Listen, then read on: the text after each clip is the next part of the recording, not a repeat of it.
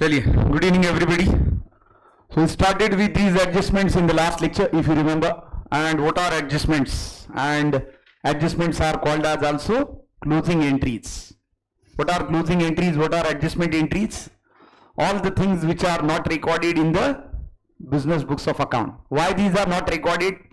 Just say for example, we are preparing the final accounts and we are preparing the final accounts for the year 2021 and 22.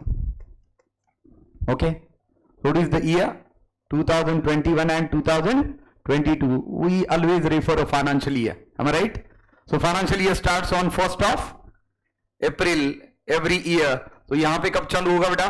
1st April 2021 to 31st of March 2022, am I right? So whatever happened during this period of time, during these 12 months, must be recorded in books of account. Where it should be first recorded in books of account? Either in journal or in subsidiary journal. Am I right? Either in journal or in subsidiary journal. Subsidiary journals are nothing but for a large business. We have seen that. That may be cash book, purchase book, sales book, purchase return book, sales return book, and finally journal proper. और वहां से कहां जाएंगे transaction? Those will go into the trial balance, and on trial balance we prepare final accounts. So if transactions are not recorded neither in journal entry nor in special journal, then they need to find out the place into the final accounts there, because those transactions are related to this particular period. अगर ये particular period से transaction related है तो इसी period में record होना चाहिए, हाँ या ना? If the transaction is related to 21-22, is it supposed to be recorded in the same year? Because of what? Because of accrual concept. What accrual concept says that record the transaction whenever it is happening, irrespective of the fact that it is paid in cash or not, or received in cash or not. Am I right?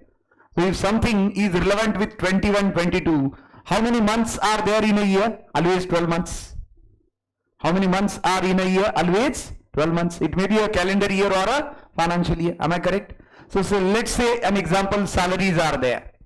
Salaries are supposed to pay to all your employees. So for how many months salary need to be paid? In 21-22? 12 months. But it is given in the trial balance that salaries are paid only for 10 months. Salaries are paid only for 10 months and 2 months are not yet paid. Due but not paid ऐसा हो गया, क्योंकि अभी कौन सा महीना चल रहा है बेटा? दिसंबर 2022 चल रहा है ना? अगर आप 21-22 का फाइनल अकाउंट्स बनाएंगे, usually it is prepared in the month of April और मई, once that particular year ends. तो अप्रैल मई में आप क्या बोलेंगे? Salary for 2 months is due but not paid. Can I say that it is outstanding salary? अभी आपने एक्चुअली पे की है क्या? नहीं. सपोज ये पे की आपने 22 और 23 में, आपने पे की है 1 मई 2022 में, तो ये 1 मई 2022 को अगर सैलरी पे की तो ये रिकॉर्ड कहां पे करनी चाहिए? 21-22 में रिकॉर्ड करनी चाहिए या 22-23 में रिकॉर्ड करनी चाहिए बेटा? मैंने क्या बोला, समझ में आया? आई am saying that salary is of 21 and 22, but for 12 months it is not paid. For how many months it is paid? 10 months. और कितने महीने की देने की बाकी है? 21-22 की 2 महीने की. वो ऐसे रिकॉर्ड कहां पे होनी चाहिए? Ideally record the transaction whenever it is happening, irrespective of the fact that it is paid or not, or it is received or not. मतलब ये आइडियली रिकॉर्ड कहां पे होनी चाहिए? 21-22 में ही रिकॉर्ड होनी चाहिए, भले आप इसको पे कब करें 22 और 23 में. Why? Because it is relevant to that particular financial year. आप अगर 21-22 का प्रॉफिट निकालेंगे तो उसके लिए 21-22 के इनकम और उसके लिए 21 और 22 के expenses and losses should be compared with each other to arrive at logical conclusion that whether there is a profit or there is a loss. So for that you need to compare all 12 months income with all 12 months expenses and losses. Yes और no? उसके लिए उसी 12 महीने के income और gain आपको compare करने पड़ेंगे एक्सपेंसेस और लॉसेस के साथ. कम चलेगा क्या? 10 महीने का चलेगा? 8 महीने का चलेगा? ऐसा चलेगा? 12 महीने का इनकम लिया और 8 महीने का एक्सपेंसेस एंड लॉसेस लिया तो चलेगा क्या? नहीं चलेगा. So that is how when you record final account for a particular period of time, same period expenses and losses, same period income and gains must be considered and compared to arrive at the conclusion that whether there is profit or there is a loss. And same period assets and liabilities are recorded in terms of balance sheet, that is various assets and various liability. So that we can say that this is the financial position and this is the profit or this is the loss for the said particular period, say 2021-22 or 1st of April 2021 to 31st of March 2022.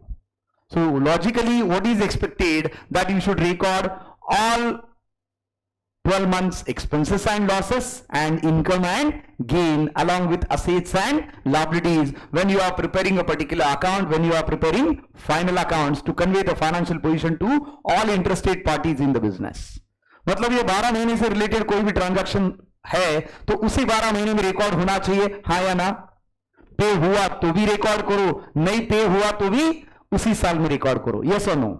जैसे कि मैंने अभी बोला salary is outstanding, but should it be recorded in 22-23 or 21-22? It should be recorded in 21-22. Why? Because transaction must be recorded whenever it is happening, irrespective of the fact that it is paid in cash or not, or received in cash or not. Because of accrual concept, accounting records all the expenses and losses and income and gains for the said period in the said particular year only. उसी साल में हमें record करना पड़ता है क्योंकि accrual है. आपने दिया तो भी रिकॉर्ड करो, नहीं दिया तो भी रिकॉर्ड करो, यही तो अक्रूवल बोलता है. मतलब अगर 12 महीने का आप प्रॉफिट लॉस निकालना चाहते हैं तो 12 महीने के एक्सपेंसेस लॉसेस आने चाहिए, उसी 12 महीने के इनकम और गेन्स आने चाहिए. Both should be compared and then we can say that whether there is profit or whether there is loss. Am I correct? Now this outstanding salary is not recorded. Why? Because only 10 months is paid, 2 months 8 to be paid. लेकिन record तो करना पड़ेगा, लेकिन आपने record किया क्या? नहीं किया. तो अभी क्या रिकॉर्ड करेंगे उसको? अभी एडजस्टमेंट में रिकॉर्ड करेंगे because salary due but not paid, unpaid salary, accrued salary और outstanding salary for the month of February and March 2022. आखिरी 2 महीने की सैलरी बाकी है जो आपने पे नहीं की. तो अब ये कहां पे रिकॉर्ड करेंगे? Add into the particular respective expenditure. कहां पे सैलरी कहां पे आती है? It is an indirect expenditure. So add into profit and loss account, debit side into salaries for 2 months, and same salary should be recorded in balance sheet liability side. Why? Because this is salary due but not paid and it is relevant to 2021 and 22. तो हमने पूरे 12 महीने की record की क्या अभी? हाँ. क्यों? 10 महीने की पहले से रिकॉर्डेड है, 2 महीने की रिकॉर्ड करनी बाकी थी जो अभी हमने रिकॉर्ड कर दी. 2 महीने की हमने ऐड कर दी और 2 महीने की लायबिलिटी में बता दी. क्यों? क्योंकि ये 2 महीने की अभी तक पे नहीं हुई है, लेकिन पे तो उसी साल में बताना पड़ेगा. ड्यू है बोल के उसी साल में बताना पड़ेगा. भले आप उस साल में पे करो या ना करो, अगले साल करो तो भी आपको बताना तो उसी साल में पड़ेगा because it is relevant to that particular financial year. Am I right? Have we seen the concept of outstanding in the last lecture? Outstanding expenses and outstanding income, that is expenses due but not paid and income due but not received. दोनों outstanding है मतलब देना है लेकिन दिया नहीं, और आना है मतलब आया नहीं. तो ऐड करो, रेस्पेक्टिव एक्सपेंडिचर में ऐड करो और रेस्पेक्टिव इनकम में ऐड करो. That is effect number 1. और effect number 2, show it on balance sheet liability side and show it on balance sheet asset side. क्यों? क्योंकि एक आउटस्टैंडिंग एक्सपेंसेस है, दूसरा आउटस्टैंडिंग इनकम है. इनकम है तो आपको मिलना है, एक्सपेंसेस है तो आपको पे करने हैं. That is what the difference between outstanding expenses and outstanding income, and that is how it is going to be added. Are you getting what I am saying? समझ में आ रहा है बेटा? तो यहां पे हमने 5 एडजस्टमेंट देखे थे लास्ट लेक्चर में. First one, independent adjustment that we have seen in the form of closing stock. Closing stock is recorded on trading account credit side and balance sheet asset side with a journal entry. That is what? Journal entry क्या है? Closing stock account debit to trading account. Closing stock is a direct income. जो stock बेचा नहीं गया बाकी है अभी बेचना, उसको हम क्या बुलाते हैं? Closing stock. तो जर्नल एंट्री क्या होगी? Closing stock account debit to trading account. 2 effect कहां पे होंगे? Trading account credit side and balance sheet asset side. Have we discuss that every adjustment should have 2 effects. Why? Because it is never recorded in books of account. हम कौन सा entry system follow करते हैं बेटा? Double entry system of book keeping which says that for every debit there is equal and corresponding credit. अब ये transaction record ही नहीं किया, इसका मतलब क्या है? Neither debit nor credit is recorded, इसलिए हर एडजस्टमेंट के इफेक्ट कितने आएंगे? 2। और हर आइटम का, आइटम है मतलब वो घूम के आया है, ट्रांजैक्शन गया था वहां पे डेबिट क्रेडिट हो गया उसका, वहां से लेजर में आया, लेजर से फिर ट्रायल बैलेंस में आया, और फिर उसका एक ही इफेक्ट देंगे। क्यों?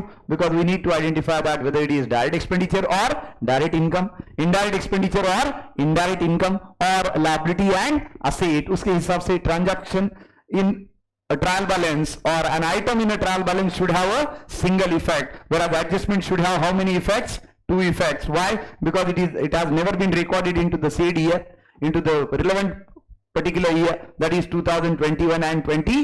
तो उसका अभी डेबिट भी रिकॉर्ड करो और क्रेडिट भी रिकॉर्ड करो। तो उसका डेबिट क्या हुआ? Closing stock account debit. Credit क्या हुआ? Trading account. तो क्लोजिंग स्टॉक कहां पे बता रहे अपन? असेट है, तो असेट में पहला इफेक्ट। दूसरा इफेक्ट कहां पे? ट्रेडिंग अकाउंट की क्रेडिट साइड में। आए क्या दोनों इफेक्ट, डेबिट और क्रेडिट? यस और नो? उसी तरह से आगे क्या दिया है? Outstanding expenses, expenses due but not paid, unpaid expenses और अक्रूड एक्सपेंसेस। ऐसे एक्सपेंसेस कौन से हो सकते हैं? Rent, salaries, wages, insurance, commission, interest, any expenditure can be outstanding. देना है लेकिन अभी तक दिया नहीं है। क्या इफेक्ट है उसके? Add into concerned expenditure, trading और profit and loss account debit side. Second effect balance sheet liability side. और उसका जर्नल एंट्री क्या देखिए, एक्सपेंसेस बढ़ रहे या नहीं? एक्सपेंसेस बढ़ रहे या लायबिलिटी बढ़ रहा है? पे नहीं किया तो लायबिलिटी बढ़ रहा है। And when liability increases, liability should be credited. Liability बढ़ती है तो उसको क्रेडिट करना चाहिए, असेट बढ़ता है तो उसको डेबिट करना चाहिए bye modern method of accounting. तो देखिए आउटस्टैंडिंग एक्सपेंसेस को उन्होंने क्या किया है? क्रेडिट किया या नहीं किया? जर्नल एंट्री क्या की है? Expenses account debit to outstanding expenses account. Liability बढ़ रही है इसलिए उसको क्रेडिट किया, और एक्सपेंसेस बढ़ रहे इसलिए उसको डेबिट किया। Increase in expenses is debited and increase in liability is credited. और 2 महीने की सैलरी देनी है लेकिन दी नहीं आपने, तो आपका लायबिलिटी बढ़ गया, और वो जब देंगे तब एक्सपेंसेस भी बढ़ जाएगा, इसलिए expenses account debit to outstanding expenses account. Depreciation हमने बड़ा लेंथ से डिस्कस किया था, I think it was in lecture number 3 and 4 in the recording as well. वहां पे हमने देखा था कि डिप्रीशिएशन क्या है? Reduction in the value of tangible assets और fixed assets like land and building, plant and machinery, furniture and fixture। और क्या बोला था डिप्रीशिएशन के लिए? It is a non cash expenditure. बराबर है क्या? It is an internal source of financing because depreciation we utilise for purchasing a new asset when existing asset becomes outdated. आपने कभी सुना है आपकी कार पुरानी हो गई तो आप डिप्रीशिएशन जाके दे रहे हो डीलर को, ये ली भाई डिप्रीशिएशन पिछले साल का? नहीं देते आप। क्या करते हैं? डिप्रीशिएशन प्रोवाइड करते हैं, लेकिन बुक्स ऑफ अकाउंट में आप डिप्रीशिएशन चार्ज जरूर करते हैं। Why? To reduce your taxes. The basic advantage of depreciation is to reduction in your taxes and that is why depreciation is always charge. Depreciation का basic entry क्या है? Depreciation account debit to fixed asset account, और दूसरा अभी से profit loss निकालना है तो profit and loss account debit to depreciation account. ऐसी 2 एंट्रीज है। डिप्रीशिएशन के 2 इफेक्ट क्या हुए बेटा? First one, deduct from concerned asset, land and building, plant and machinery, furniture and fixture, motor car from balance sheet asset side. Second effect, profit and loss account debit side. बराबर है क्या? Depreciation क्यों provide करता है? To purchase a new asset when existing asset becomes outdated. अब 5 साल बाद car खत्म हो गई, फिर कार लगेगी या नहीं? बिजनेस में, पर्सनल छोड़ दो, प्लांट एंड मशीनरी लगेगी या नहीं? नहीं। तो एकदम से कहां से आएंगे इतने पैसे? So for that you are providing depreciation each and every year। तो ये depreciation हमने देखा था। 5वां हमने देखा था accrued income और outstanding income, जो आप देख सकते हैं अभी इनकम बढ़ रहा है, asset बढ़ रहा है। accrued income is an asset, hence accrued income account debit to income account। increase in income and gain is credited। बराबर है कि नहीं? and increase in asset is debited, इसलिए अक्रूड इनकम डेबिट हो रहा है और इनकम क्रेडिट हो रहा है। सो अक्रूड इनकम और outstanding income account debit to income account. 2 effect देखिए बेटा, ऐड इनटू रेस्पेक्टिव इनकम। वैसे इनकम कहां पे होता है? इनकम तो क्रेडिट साइड में ही होता है, बराबर है क्या? तो add into concerned income, profit and loss account credit side and balance sheet asset side. उसके साथ हमने और 2 चीजें देखी थी। एक्सपेंसेस जैसे आपने पे नहीं किए, ड्यू है, लेकिन आपने अभी एडवांस में पे कर दिए, तो उसको क्या बुलाते हैं? Prepaid expenses, expenses paid in advance. जैसे मैंने आपको बोला कि आपको रेंट देनी थी 31 मार्च 2022 तक, लेकिन आपने दिसंबर 2022 तक रेंट दे दी खुश होके ओनर को, बोले रहना ही है, क्या फर्क पड़ने वाला है, क्लास करना ही है, आगे काम करना ही है, तो दे देते हैं रेंट, रोज का टेंशन नको, तो दे दिया। 9 महीने का रेंट एडवांस में हो गया ना।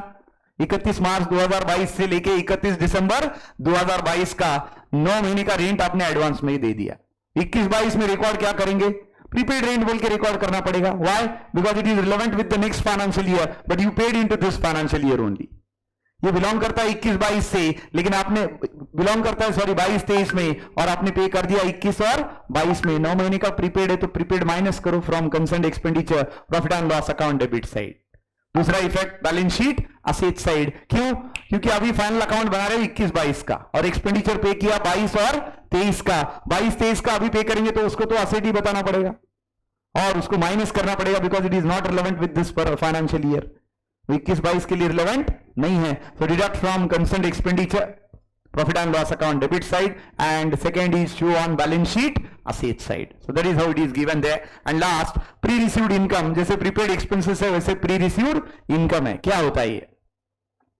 जैसे आपने एक्सपेंसेस एडवांस में दे दिए, किसी ने आपको पैसा एडवांस में दे दिया, बैंक ने आपको इंटरेस्ट एडवांस में दे दिया। सुनने में अच्छा लगता है, बैंक ऐसा कभी करेगा क्या? ऐसा हार्डली पॉसिबल है, लेकिन मान लेते कि कैसा ऐसा कभी कभार हो गया, तो इनकम रिसीव्ड इन एडवांस हो गया, मतलब इनकम है अगले साल का लेकिन मिला आपको पिछले साल में। Same story again, received in 21-22 but belongs to 22 and 23, तो आप इसको क्या बोलेंगे? 21-22 के फाइनल अकाउंट में इसको क्या बोलना पड़ेगा? इनकम रिसीव्ड इन एडवांस और प्री रिसीव्ड इनकम। इसको प्रीपेड नहीं बोल सकते, पे नहीं किया, क्या किया? रिसीव किया। प्री रिसीव्ड इनकम और इनकम रिसीव्ड इन एडवांस क्या करेंगे? माइनस करो। प्रीपेड को एक्सपेंसेस से माइनस करते थे, इसको इनकम में से माइनस करो। That is effect number 1, and as it is not belonging to this year to show on balance sheet liability side. Balance sheet liability side, that is the second effect. और journal entry देखिए, income account debit to pre received income, income account debit to pre received income. वैसे pre received income आपके लिए क्या है? Pre received income ऐसी चीज अगर आपको दे दिया अकाउंट में और बोला कि इसका टाइप ऑफ अकाउंट आइडेंटिफाई करो, रश्मिता इसको क्या बोला? प्री रिसीव्ड इनकम दिया और आपको बोला इसका टाइप ऑफ अकाउंट आइडेंटिफाई करो, रियल, नॉमिनल और पर्सनल। बराबर है क्या बेटा? रियल, नॉमिनल और पर्सनल, बताओ कौन सा अकाउंट बोलेंगे इसको? रियल बुलाएंगे, नॉमिनल बुलाएंगे या पर्सनल बुलाएंगे? Wrong, wrong, it is personal. It is only income is a nominal account.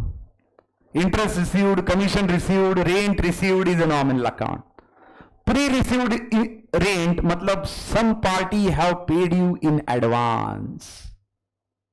Some party have paid you in advance. जैसे कि आप बुलाते हैं कि only salary is an expenditure, but outstanding salary is a liability and a personal account. बराबर है क्या? सिर्फ मैंने सैलरी लिखा तो नॉमिनल अकाउंट है, सही है या नहीं है? आउटस्टैंडिंग सैलरी लिखा तो वो पर्सनल अकाउंट हो गया। क्यों? क्योंकि वो लायबिलिटी बन गई। बनी या नहीं बनी? वैसे ही सिर्फ मैंने अगर बोला कमीशन तो या तो एक्सपेंडिचर होगा या तो इनकम होगा। पे किया तो एक्सपेंडिचर, रिसीव किया तो इनकम, लेकिन मैंने अगर बोला आउटस्टैंडिंग कमीशन तो ये पर्सनल हुआ या नहीं? प्री रिसीव्ड कमीशन बोला तो ये भी पर्सनल हो गया। क्यों? Because it is received in advance which should not be received in the financial year, लेकिन आपको मिल गया। तो याद रखिए, इसको कौन सा अकाउंट बुलाएंगे? पर्सनल। और पर्सनल मतलब ये क्या हुई? लायबिलिटी हुई। और लायबिलिटी जब बढ़ती है तो उसको क्या करते हैं? लायबिलिटी बढ़ती है तो क्रेडिट करते हैं। किया क्या क्रेडिट? उसको देखो, किया है ना credit? Yes. Don't forget this rule of modern method of accounting. Increase in expenses and losses and increase in assets are always debited, and decrease in expenses and losses and decrease in assets are always credited.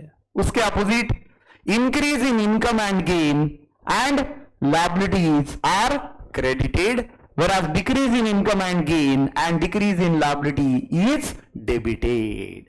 ये पढ़ा या नहीं पढ़ा हमने? उसके हिसाब से चल रहा है बेटा ये। अब अगला मैटर बड़ा इंटरेस्टिंग है। कोई डुबा के जा चुका है आपको, कोई आपको डुबा के जा चुका है, हमने तो डुबा दिया सनम, और नाम क्या है? Bad debts. बैड डेट्स मतलब the customer who has become bankrupt and refuse to pay to you. आपने फिर भी बोला नहीं देना पड़ेगा, वो बोला ले लो, कहां पे है? Because I am having only liability, I don't have any asset, bankruptcy 50% या फुल बैंकरप्ट है, इसके पास असेट बचे ही नहीं, पूरे लायबिलिटी है। बोले लेना है तो ले लो, और दूसरे की लायबिलिटी है, तुम भी दे दो उसके मेरे हिसाब से, on my behalf you can pay them, but will you pay it? No. So for you what is this? आप घर गए, उसके कुछ लाते हैं, बर्तन उठा के लाते हैं, आपने जाके देखा वहां पे कुछ भी नहीं बचा है, आप ही शर्म से वापस आ गए, बोले जाने दो, क्या अभी इससे ले ले, बचा ही कुछ नहीं है इसके पास। अब आके बिजनेस में तो एंट्री रिकॉर्ड करनी पड़ेगी ना, बिजनेस तो बोलता है भाई रिकॉर्ड तो करना पड़ेगा तुम्हें, प्रॉफिट हो या लॉस हो, तो क्या रिकॉर्ड करेंगे आप? लॉस रिकॉर्ड करेंगे। In terms of what? Bad debts. Can I say bad debts is a certain loss? अब कल वो देगा नहीं देगा वो तो कल बताएगा, जब कल आएगा तब देखेंगे। आज की डेट में क्या है? आज की डेट में पैसा आ रहा है क्या? नहीं, तो आज की डेट में क्या बताएंगे? बैड डेट्स बताना पड़ेगा। लॉस है या नहीं है? यस। ये लॉस क्यों हुआ? क्योंकि तुमने क्रेडिट में बेचा, इसलिए। बैड डेट्स होते ही नहीं अगर क्रेडिट पे बेचता ही नहीं। लेकिन आज की कॉम्पिटिटिव दुनिया में ये पॉसिबल है क्या? तुम बोर्ड लगा के रखो, we sell only on cash basis. Customer आएगा क्या? बहुत कम आएंगे, फिर बिजनेस में प्रॉफिट कम होगा, टर्नओवर भी कम होगा। और आज बिजनेस का प्रिंसिपल है more the turnover more is the profit, है ना? तो बोले टर्नओवर करो, कैसे? कैश में भी करो, क्रेडिट में भी करो। सामने वाले को इंसेंटिव भी देनी पड़ेगी ना। तुम कहां इंडियन रेलवेज हो कि दुनिया में तुम्हारी एक ही है बस, इंडिया में, है ना? मोनोपोली ओनली बोल सकता है can sell only on cash. तुम्हारा तो कॉम्पिटिटिव बिजनेस है, तुम्हारे जैसे 100 लोग खड़े हैं बाजू में बेचने को, तो तुम्हें कस्टमर को अट्रैक्ट करना है तो उसको क्रेडिट टर्म्स तो देने पड़ेंगे, कन्वीनियंस देना पड़ेगा, और कभी कभार ये डूब भी गया तो वो सहन भी करना पड़ेगा। And that is what? Bad debts. Bad dates की जर्नल एंट्री क्या होगी? बैड डेट्स किसकी वजह से हुआ? मेरी वजह से हुआ या तुम्हारी वजह से हुआ? हम दोनों का कोई लेना देना नहीं, इसमें किसका लेना देना है? Debtors. And bad debts is what? sheer loss of the business. Debit all expenses and losses of the business. Credit what? Goes out. So what is the journal entry? Bad debts account debit to debtors account. बराबर है क्या? Bad debts account debit to debtors account. अब इकट्ठा ये सारा loss कहां पे post करना पड़ेगा? प्रॉफिट एंड लॉस अकाउंट में। तो दूसरी एंट्री क्या होगी? Profit and loss account debit to bad debts account. लिखिए क्या एंट्री वहां पे? पहली लिखिए bad debts to debtors account, दूसरी लिखिए profit and loss account debit to bad debts account. क्यों? आखिरी में ये तो निकालना ही पड़ेगा कि आपको प्रॉफिट हो रहा है या लॉस हो रहा है। उसके लिए सारे एक्सपेंसेस एंड लॉसेस एक तरफ, सारे इनकम एंड गेन्स एक तरफ, दोनों को कंपेयर करेंगे फिर बताएंगे प्रॉफिट और loss. Any doubt into bad debts? Bad dates के दो इफेक्ट क्या करेंगे? Deduct from debtors balance sheet asset side, deduct from debtors balance sheet asset side. दूसरा effect show it on profit and loss account debit side because it is a loss. पता है क्या दोनों effect? देखिए journal entry bad debts to debtors दी है पहली, और दूसरा बोला है profit and loss account debit to debtors account. Effect देखिए बेटा, debit side of profit and loss account. अब ब्रैकेट में उन्होंने कुछ तो गड़बड़ की है। क्या किया है? New RDD plus bad debts बराबर है क्या? अभी के लिए न्यू आरडीडी को भूल जाओ, अभी के लिए क्या याद रखना है? सिर्फ बैड डेट्स। दूसरा इफेक्ट कहां पे? ये लॉस है या नहीं है आपके लिए बेटा? Is it a loss for you? Yes और no? So is it suppose to be shown on profit and loss account debit side? Yes. अब और एक चीज आपको बताता हूं मैं, there are certain things in accounts which is called as new and old. Accounts में ऐसी कोई चीजें हैं जिसको क्या बुलाते हैं? Old and new. अब ये होता क्या है ओल्ड और new? Old what? Old bad dates और ओल्ड आरडीडी। उसी तरह से क्या है? New bad dates and new RDD. अब इसका मतलब क्या है? Old bad debts, new bad debts. Bad dates तो बैड डेट्स है, डुबा के जा चुका है कस्टमर, मतलब आपका लॉस है या नहीं है? पुराना है या नया है, इससे कुछ फर्क पड़ता है क्या? बोलिए बेटा, पुराना है या नया है, इससे कोई फर्क पड़ता है क्या? नहीं पड़ता। ये दोनों लॉसेस है ना, तो can I say it is a clear loss for you with new bad dates और ओल्ड बैड डेट्स। हाँ, एक तुम्हें ट्रायल बैलेंस में ही पता चल गया था, और दूसरा आखिरी में पता चला था, तुमने उसकी एडजस्टमेंट एंट्री रिकॉर्ड कर दी। That write off bad debts of ₹2000 one of the customer, Mr. Chandu, has become insolvent and haven't paid the money. ये कब पता चला? आखिरी में उसका ड्यू डेट था 25 मार्च, तब पता चला कि ये भी पैसे नहीं दे रहा. घर पे जाके आए तो पता चला बैंक करप्ट हो गया, भाग गया. और तब पता चला तुम्हारे तो 2000 बाकी है, दुनिया के 20 करोड़ बाकी है. तो तुमने बड़ा पीठ पे अपने थोपा, बोले बच गए भाई, अपन तो 2000 को ही डूब गए, लोग तो 20 करोड़ को डूब गए. गम में भी खुशी ढूंढना है. This is how happening in case of business. ये होता है कि हमें कम को डूबा गया. ऐसा हुआ. नीरव मोदी, विजय माल्या, इन्होंने बैंक को बहुत डुबाया. कौन से बैंक को ज्यादा डुबाया? उनको ज्यादा दुख हुआ. जिसको कम लोन दिया जो बैंक ने, वो बोले बच गए भाई, थोड़े में बच गए, वरना ये तो डुबा के गए और पूरा एकदम, है ना. So that is the problem there. So new bad debts, old bad debts. इसका सीधा सीधा बोलना क्या बेटा, ये दोनों लॉसेस हुए या नहीं हुए? फर्क क्या है? एक है ट्रायल बैलेंस में, दूसरा है एडजस्टमेंट में. कौन सा ट्रायल बैलेंस में? Old is trial balance, new is adjustment. Old is trial balance. तो याद रखना बेटा, ट्रायल बैलेंस में अगर आपको बैड डेट्स दिया जाता है तो उसको क्या बुलाते हैं हम? Old bad dates. और अगर एडजस्टमेंट में दिया जाता है तो उसको हम क्या बुलाते हैं? New bad dates. अब आप बोलेंगे फर्क क्या है दोनों में? कोई फर्क नहीं है. एक डुबा के गए वाला आपको पहले ही पता चल गया तो आपने रिकॉर्ड कर दिया था जर्नल एंट्री में, उसका इफेक्ट आया लेजर में, और लेजर से कहां पे आया? कूद के ट्रायल बैलेंस में. एक पता चला 25 मार्च को अकाउंट जस्ट क्लोज होने वाला था तो उसको भी रिकॉर्ड कर दिया एडजस्टमेंट में, एंट्री में भी, कि पहले के तो ओल्ड, ये तो नया है, इसने भी डुबाया है. लेकिन दोनों क्या है? दोनों डुबाने वाले हैं. उसने भी डुबाया, इसने भी डुबाया. लेकिन दोनों आप कहां पे बताएंगे? एक का एक इफेक्ट बताएंगे, दूसरे के दो इफेक्ट बताएंगे, क्योंकि item will have a single effect. Old bad dates will be posted on trial balance, old bad dates will be posted on profit and loss account debit side, and new bad dates will be posted on profit and loss account debit side as well as balance sheet asset side. Deduct from debtors balance sheet asset side and add into old bad debts profit and loss account debit side. नए bad debts के दो effect क्या होंगे? एक तो balance sheet में से, asset में से माइनस करो क्योंकि इतने पैसे आने वाले नहीं है, और दूसरा इसको लॉस बोल के बताओ, लेकिन किसके साथ कंबाइन करो? पुराने अगर कुछ और डुबाए वाले होंगे तो उसके साथ में ऐड करो, नहीं होंगे तो इसको अलग से बता दो. वैसे तो लॉस है, बताना तो पक्का है, पीएनएल के डेबिट में बताना पड़ेगा, हाँ या ना. पुराने में कुछ डुबाए वाले उसमें ऐड कर दो, क्या फर्क पड़ता है? पहले के 2000, अभी के 5000, टोटल कितने हुए? 7000. All will be bad debts. फर्क क्या है? Two bad debts, old plus new bad debts. समझ में आ रहा है? So old bad debts, new bad debts समझ में आया? ओल्ड मतलब क्या? Given in trial balance. New मतलब क्या?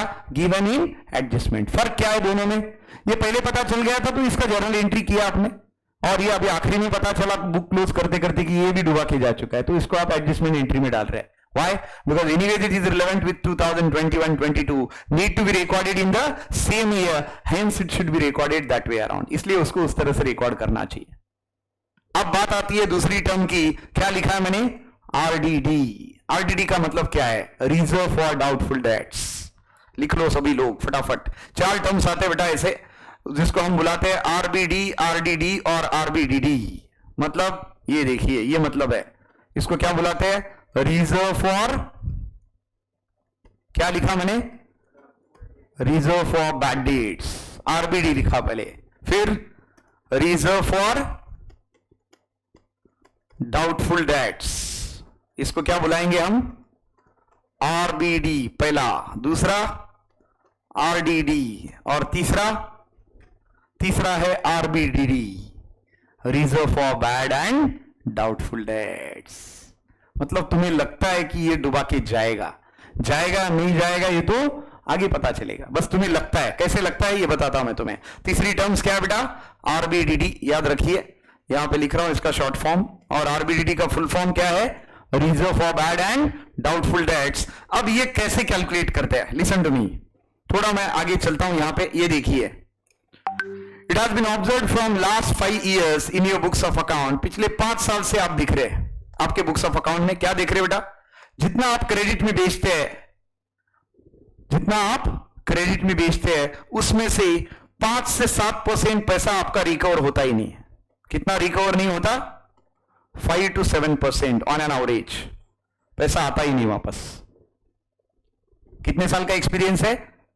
5 साल का। पिछले 5 साल में आपने देखा है whatever credit sales you have made, out of that 5 to 7% amount is never recovered back.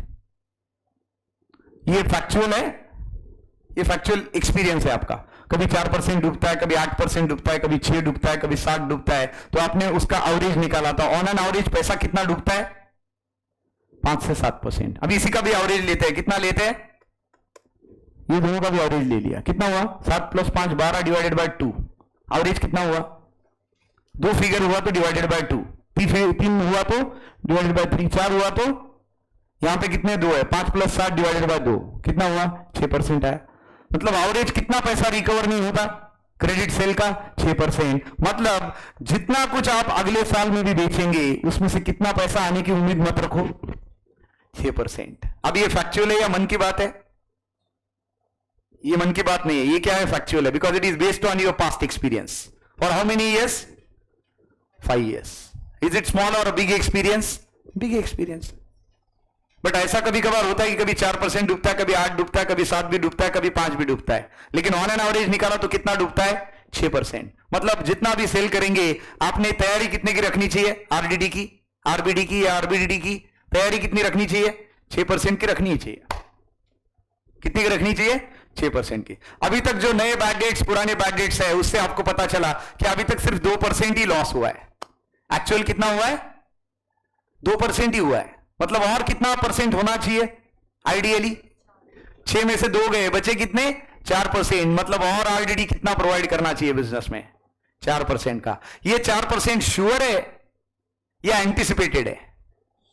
ये एंटिसिपेटेड है। और जो 2% होके गया वो क्या है? वो श्योर लॉस है, वो बैड डेट्स हो चुके हैं। आपका ये ओवरऑल एक्सपीरियंस है कि 6% तो डूबता है। अब उसमें से आपने देखा कि अभी तक कितना डूबा है, तो 2% डूबा है। तो आपको और क्या लगता है? और लगता है कि 4% तो होने ही वाला है, क्योंकि ऑन एन एवरेज कितना होता है? 6% तो होता ही है। यानी 4% आप क्या प्रोवाइड करेंगे? आरबीडी, आरडीडी और आरबीडीडी। लेकिन ये एक्चुअल होगा क्या? ये तो आने वाला वक्त बताएगा कि पूरा 4% होगा या 2% होगा या 6% भी हो सकता है, क्योंकि कभी कम होता है और कभी ज्यादा होता है। तो कितना आरडीडी प्रोवाइड करना पड़ेगा? और 4% का। इज इट अ लॉस और इज इट एंटिसिपेटेड लॉस? ये आरडीडी जो प्रोवाइड कर रहे हैं ये एक्चुअल लॉस है बेटा या एंटिसिपेटेड लॉस है? ये एंटिसिपेटेड लॉस है। Can I say it may or may not be recovered?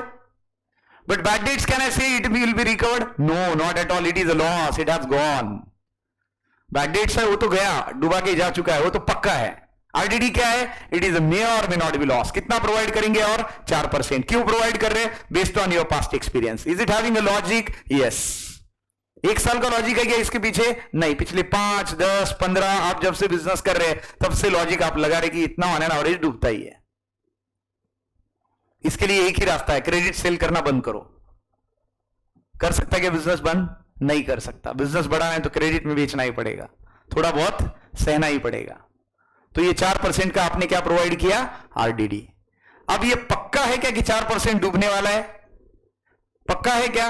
नहीं है। It may or may not B. That is how new RDD, new RDD मतलब गिवन इन एडजस्टमेंट। अब प्रोविजन कितनी बार करनी चाहिए? ये रिजर्व और रिजर्व को और एक वर्ड आता है बेटा, reserve is also called as what? जब हम रिजर्व बुलाते हैं तो उसको और क्या बुलाते हैं? The same is called as provision. Do remember, reserve or provision is always created out of profit. Reserve or provision is always created out of profit. So profit is having credit balance, reserve is also having a credit balance. Profit का balance क्या होता है? Credit होता है या नहीं? उसी तरह रिजर्व या प्रोविजन का बैलेंस क्या होगा? क्रेडिट ही होगा। क्यों? क्योंकि ये लॉस है क्या? नहीं है, ये एंटिसिपेटेड लॉस है। होगा भी और नहीं होगा। बैड डेट्स का बैलेंस क्या रहेगा ट्रायल बैलेंस में? डेबिट या क्रेडिट? बैड डेट्स का बैलेंस क्या रहेगा? Always debit. Debit all expenses and losses of the business. What about RDD? RDD should have a credit balance. Why? Because reserves are and provisions are created out of profit. As profit is having a credit balance, hence reserve and provision is also having a credit balance. कोई भी word में reserve या provision आया, याद रखना, आंखें बंद करके उसका बैलेंस क्या होना चाहिए? क्रेडिट बैलेंस होना चाहिए, because it is created out of profit. ये ऐसा आइटम है जो एग्जाम में फंसाता है। क्योंकि बहुत सारे लोगों को लगता है आरडीडी ये भी लॉस है। लॉस है क्या?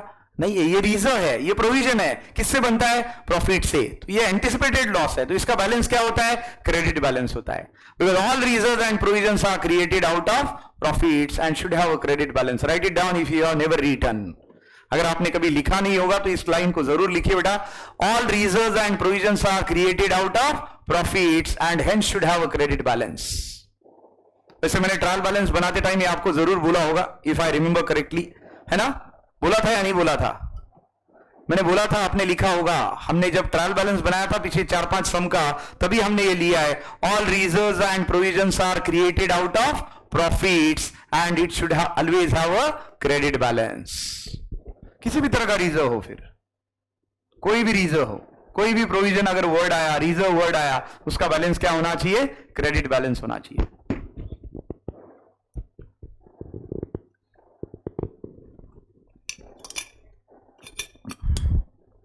All reserves and provisions always have a credit balance. किसी भी रिजर्व का, किसी भी प्रोविजन का बैलेंस क्या होना चाहिए? क्रेडिट बैलेंस होना चाहिए। क्लियर है? तो अब आते हैं रिजर्व और प्रोविजंस पे और देखते हैं क्या सेंटेंस लिखा। All reserve and provisions are created out of profits and should always have a credit balance. ये नहीं लिखा है तो पक्का लिखना चाहिए। ये फंसाने वाली चीज होती है पूरे अकाउंट्स में। ये 99 पे रहोगे जिंदगी भर इसकी वजह से, और जिंदगी भर मलाल रहेगा कि वो एक क्या था तो वो आरडीडी थी, वो एक क्या था तो वो आरडीडी थी, और उसके पीछे कॉज क्या था तो मैंने उसको लाइटली लिया, लिखा नहीं, और वो मेरे दिमाग से स्किप हो गया। और जाके फाइनल अकाउंट में एंट्री कहां पे की मैंने? डेबिट में कर दी, जबकि होनी क्या कहां पे चाहिए? क्रेडिट में होनी चाहिए। ट्रायल बैलेंस में क्रेडिट आइटम है, मतलब वो ट्रेडिंग के क्रेडिट, पी&एल के क्रेडिट या बैलेंस शीट की लायबिलिटी में जाना चाहिए। हाँ या ना? तुमने उसको डाल दिया पी&एल के डेबिट में। फंसे या नहीं? आखिरी तक गलती मिली नहीं, ट्रायल बैलेंस टैली नहीं हुआ, एक ही मार्क कटा एक ही मार्क, लेकिन जिंदगी भर याद रह गया। 100 में से 99 आए। कौन दोषी? आरडीडी का कोई दोष नहीं उसमें, दोष तुम्हारा है, क्योंकि तुमने उसको ध्यान नहीं दिया, वरना वो तो वैसी ही है आरडीडी। तो आरडीडी का बैलेंस क्या होगा बेटा? आरबीडी हो, आरडीडी हो या आरबीडीडी हो, बैलेंस क्या होना चाहिए?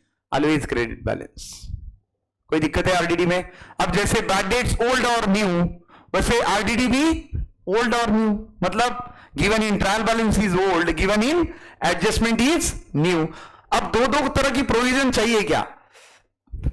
दो तरह का लॉस चलता है क्या? दो तरह का लॉस हो सकता है ना, पहले भी डुबाया उसने, अब अभी दूसरे कस्टमर ने डुबाया, तो वो ओल्ड बैड डेट्स है और ये न्यू बैड डेट्स है। लेकिन प्रोविजन आपको 2 बार करनी है एक साल में, एक ही बार करनी है? एक साल में प्रोविजन लॉस की 1 बार करनी है या 2 बार करनी है? एक ही करनी है। तो कौन सी करनी पड़ेगी? नई वाली रखो, पुरानी वाली स्क्रैप कर दो। नई वाली रखो और पुरानी वाली माइनस करो। पुरानी वाली माइनस करने के पीछे रीजन क्या है? Because new provision considers new as well as old. क्योंकि जब आप नया प्रोविजन बनाते हैं तो नया प्रोविजन बनाते टाइम आप पूरा देख लेते हैं पिक्चर की, कितना बैड डेट्स हुआ है, कितना हमने पहले आरडीडी किया था, अब कितना करना बाकी है। तो आप नया जो प्रोविजन करेंगे that will be a thorough provision by considering the entire situation of that particular financial year of the business. तो कौन सी प्रोविजन वैलिड होनी चाहिए? नई वाली। तो पुरानी क्या करेंगे? स्क्रैप करो, माइनस करो, because that is no more applicable, that is no more applicable. आप यूरोप घूमना जाना चाहते हैं, आपने फरवरी में टिकट बुक किया, फरवरी 2020 यूरोप जाने की टिकट बुक की आपने, फरवरी 2020 की टिकट आपने बुक की और 5 लाख रुपए मांगे उन्होंने पर हेड, भर दिया आपने। ट्रिप निकलने वाली थी मार्च 2020 को। क्या हुआ मार्च में? कोविड आया, सब ट्रिप वगैरह वहां के वहां रह गए। 5 लाख भरे वाले, आपने बोला रहने तो अभी देखते हैं, जब ये सारा हो जाएगा तो जाएंगे, अपन बचेंगे तो अपन जाएंगे, है ना? आप बड़े ऑप्टिमिस्टिक है, बचेंगे और जाएंगे भी। तो अभी फिर से आपका मन हुआ कि अभी चलते यूरोप, अब सब तरफ ठीक है, एक चाइना छोड़ा तो, चाइना वैसे भी कौन जाना चाहता है ना? तो अब आप यूरोप जाना चाहते हैं। अब किया फोन, बोले चलो हमारे यूरोप को, रेट बता। उन्होंने बोला अभी कॉस्ट बढ़ गई, कितना? 50% बढ़ गई। पहले 5 लाख थे, अब 7.5 लाख हो गए। अब कौन सी प्रोविजन वैलिड पकड़ोगे? पुरानी वाली या नई वाली? या नई वाली? पुरानी वाली वैलिड पकड़नी है तो पुरानी में प्लस कर दो, कितना? 2,50,000। लेकिन पुरानी वाली प्रोविजन बची क्या? नहीं बची। बची कौन सी? नई वाली बची। 7.5 ऐड करो, 5 माइनस करो, या 2.5 ऐड करो, बात खत्म करो। 7.5 ऐड करो, 5 माइनस करो, या 2.5 ऐड करो, बात खत्म करो। पहले की प्रोविजन कितनी है? 5, और कितनी की? 2.5। टोटल प्रोविजन कितनी हुई? 7.5। चलता है ना? चलता है। या फिर पहले की स्क्रैप करो, टोटल कितना ऐड करो? 7.5, माइनस कितना करो? 5, यानी ऐड कितना किया? नहीं ऐड किया, कितना? 2.5 lakh only. So this is how old RDD. Old RDD का ट्रीटमेंट क्या होना चाहिए? Either show it on profit and loss account credit side और show it deduct from profit and loss account debit side. क्यों? क्योंकि पुरानी प्रोविजन है, या तो उसको स्क्रैप करो, या तो उसको स्क्रैप करो, या तो उसको माइनस करो। यहां पे स्क्रैप करना मतलब या तो P&L के क्रेडिट में बताओ, या तो P&L के डेबिट में से माइनस करो। हेंस ये पूरा फॉर्मेट जब लिखेंगे, किसका पूरा फॉर्मेट लिखेंगे बेटा? Profit and loss account debit side. अब ध्यान देना, अब मैं ये एडजस्टमेंट पूरी बताने जा रहा हूं, इसको खत्म करने जा रहा हूं, सो प्लीज कॉन्सेंट्रेट हियर। मैंने क्या क्या बताया? मैंने 2 ही चीजें बताई, एक ओल्ड बैड डेट्स और एक न्यू बैड डेट्स, और दूसरा एक ओल्ड आरडीडी और दूसरा न्यू आरडीडी। और कुछ बताया क्या अभी तक? इतने में याद थक गए? पूरा दिख रहा है आपके चेहरे पे। दूसरा क्या है? Balance sheet what? Asset side. This is what? Balance sheet asset side. क्या बताया मैंने? ओल्ड बैड डेट्स और न्यू बैड डेट्स। और क्या बताया? ओल्ड आरडीडी और न्यू आरडीडी। अब यहां पे फॉर्मेट आता है, क्या फॉर्मेट आता है बेटा?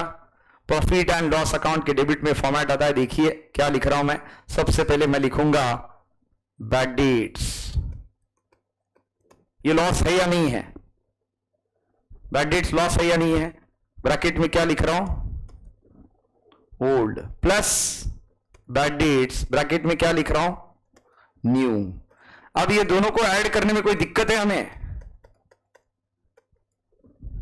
ऊपर वाले ने भी डुबाया, नीचे वाले ने भी डुबाया। ऊपर वाला पहला पता चल गया, नीचे वाला बाद में पता चला है, लेकिन बुक क्लोजर करने के पहले ही पता चल गया।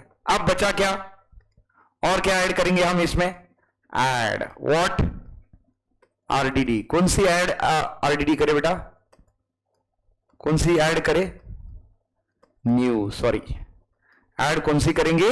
न्यू। न्यू क्यों? Because new is valid. New RDD क्या है? वैलिड है। माइनस किसको करेंगे? आरडीडी को ही करेंगे। कौन सी आरडीडी माइनस करनी चाहिए? ओल्ड प्रोविजन अभी माइनस करनी चाहिए। क्यों? क्योंकि कोई तो एक प्रोविजन ही बचेगी, या तो ओल्ड बचेगी या तो न्यू बचेगी। कौन सी बचनी चाहिए? आइडियली नहीं बचनी चाहिए, तो ओल्ड को क्या करना है? माइनस करो। ये तो एक इफेक्ट हो गया। दूसरा कहां पे करे? Sundry debtors. ये कुछ फिगर है, इसमें से क्या माइनस करेंगे? पहले क्या माइनस करना लॉजिकल बेटा? एक क्वेश्चन में आपको एडजस्टमेंट में दिया है bad dates return of ₹10,000 and provide RDD 5% on debtors. ध्यान से सुनिए, bad debts return of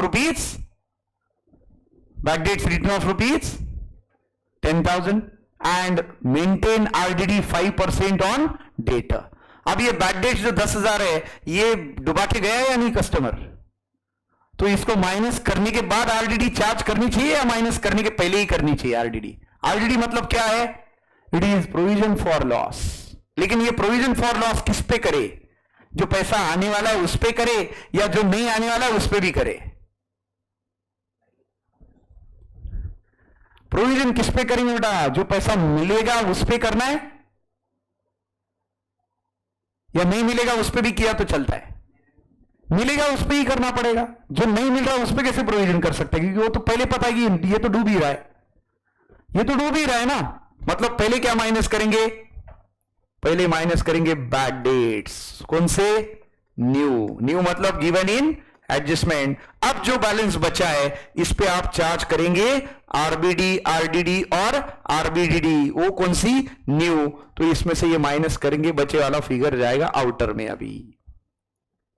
So can I say that if in a question new bad dates and new RDD is given, then first you should deduct new bad dates and then on remaining amount you should charge new RDD. Why? Because the amount which is not at all going to be recovered, how that is applicable to create RDD? क्योंकि वो वैसे भी नहीं आने वाला पैसा। अब ये जो 10,000 है नया बैड डेट्स, ये तो कंसिडर करने की जरूरत नहीं है। ये 10,000 माइनस करने के बाद जो आपके पास बचने वाला है उस पे आप प्रोविजन बनाइए, बराबर है या नहीं? Just for an example, let's say that my debtors are ₹20 lakh. मेरे डेटर्स कितने हैं? 20 लाख। उसमें से मुझे पता चला है कि 2 लाख का एक कस्टमर डुबा के जा चुका है। 20 लाख में से कितने का डुबा के जा चुका है? 2 लाख का। और मुझे डाउट है कि और 5% पैसा आने वाला नहीं है। तो मैं 20 लाख पे 5% करूं या 18 लाख पे 5% करूं? 18 पे करना चाहिए। क्यों? वैसे भी वो 2 तो आने ही वाले नहीं है। तो why to charge RDD on that amount which is never going to be recovered? RDD should be charged only on that amount which is certain and going to be recovered. 2 तो पता ही है कि मिलने ही वाला नहीं है, तो माइनस करता हूं पहले। 20 माइनस 2 बचा कितना? 18। 18 का 5% निकालता हूं, आएगा 90,000 रुपए। क्योंकि 18 लाख का 10% मतलब 1,80,000 और उसका आधा कर दिया तो 90,000। कितना बचा? 18 lakh minus 90,000। How much is the outer amount? 17,10,000। पहला फिगर कितना है डेटर्स का? 20 lakh minus new bad dates कितना है? How much is new bad dates? 2 lakh. तो 20 माइनस 2 18। 18 में से 5% का प्रोविजन 90,000। 18 minus 90 is 17,10,000। और इसके दूसरे 2 effect add into old bad debts. Old bad debt suppose है ही नहीं, 0 है, तो 0 plus 2 lakh. 0 plus 2 lakh plus 90,000 कितना हुआ? 2,90,000। Let's assume that there is no old RDD, यानी आउटर में कितना आएगा पीएनएल के डेबिट में? 2,90,000। बराबर है क्या? Do remember if in a question new bad dates and new RDD is given. New bad dates और न्यू आरडीडी का मतलब क्या है? Given in adjustment. Given in adjustment. Old का कोई लेना देना है क्या? ओल्ड पक्का है। ओल्ड बैड डेट्स को ऐड करो और ओल्ड आरडीडी को माइनस करो। क्यों? क्योंकि कोई एक प्रोविजन ही बचेगी। कौन सी बचेगी? नई वाली बचेगी, पुरानी वाली स्क्रैप कर दो। So it is old bad dates plus new bad dates plus new RDD minus old RDD. अब ये प्रोफार्मा समझ में आया क्या? अब इसमें कोई डाउट है क्या बेटा? Are you getting? Now you can see the effects of RDD and bad debts. ये देखिए आरडीडी और बैड डेट्स में दोनों देखिए बेटा। पहला इफेक्ट क्या दिया है? Deduct from debtors balance sheet asset side, किसका? बैड डेट्स का। और दूसरा effect profit and loss account debit side. RDD के भी दोनों इफेक्ट देखिए। रिजर्व फॉर डाउटफुल डेट्स, ये रिजर्व कहां से बना? प्रोविजन से बना। कहां से बना? प्रॉफिट एंड लॉस अकाउंट से। तो जर्नल एंट्री क्या है? Profit and loss account debit to RDD और आरबीडी और आरबीडीडी अकाउंट। तीनों का मतलब एक ही है। एक डाउटफुल है, दूसरा बैड एंड डाउटफुल है और तीसरा सिर्फ बैड है। मतलब तो एक ही है। Reserve for bad debts, reserve for doubtful debts, reserve for bad and doubtful debts. तो पहला effect deduct from debtors balance sheet asset side, दूसरा effect add into profit and loss account debit side. लेकिन पहले कौन सा minus करना है? New. बाद में बचे वाले पे क्या करना है? न्यू बैड डेट्स माइनस करने के बाद जो बैलेंस बचा है उस पे नई आरडीडी कैलकुलेट करनी है। Are you getting the adjustment both these? ये 2 ही एडजस्टमेंट बताया अभी तक मैंने आज की डेट में। एक ओल्ड बैड डेट्स, दूसरा new bad debts. Old bad dates के कितने इफेक्ट? एक ही। कहां पे? प्रॉफिट एंड लॉस अकाउंट के डेबिट में। न्यू बैड डेट्स के कितने इफेक्ट? 2। कहां पे? Deduct from debtors balance sheet asset side and show it on profit and loss account debit side. What about old RDD and new RDD? New RDD should be deducted from debtors, but after deducting bad dates or new bad dates from the debtors, and second effect is it is to be added into profit and loss account debit side. समझ में आया क्या ये दोनों adjustment? ये नया पुराना समझ में आया क्या? क्या है? ओल्ड मतलब given in trial balance, new मतलब गिवन इन एडजस्टमेंट। यस और नो? इसमें कोई दिक्कत है बेटा? दोनों एडजस्टमेंट देखो, समझ में आ रहा है क्या? और ये उसका क्यूमुलेटिव इफेक्ट है।